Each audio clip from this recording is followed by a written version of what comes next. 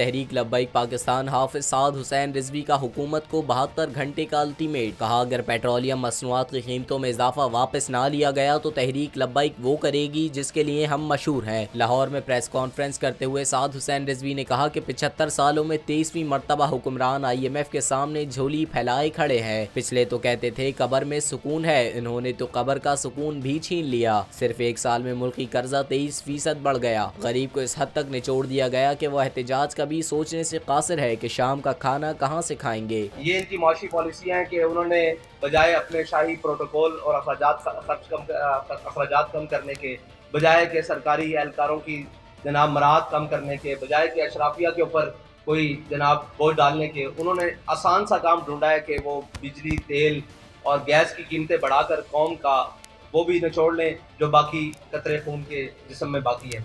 अमीर तहरीक लब्बैक पाकिस्तान हाफिज साद हुसैन रिजवी ने कहा कि अब बस हो चुकी, हम मजहबी मामलात के साथ साथ कौम के लिए निकलने पर मजबूर हैं।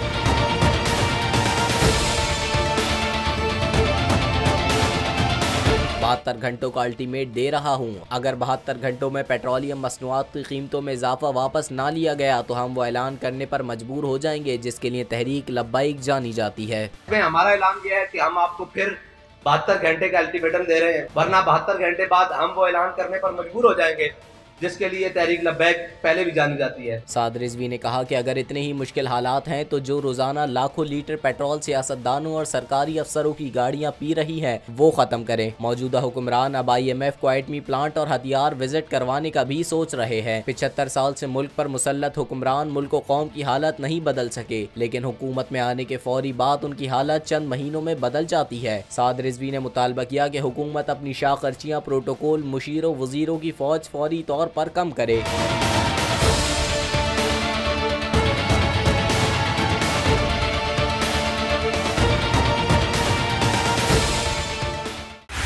बोल उड़ाएगा सबका होश, भूल जाएंगे सब अपना जोश।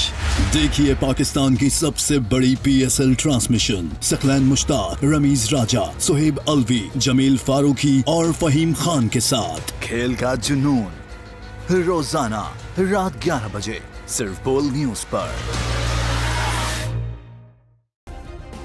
सब्सक्राइब करें और बेल दबाएं ताकि कोई खबर रह न जाए।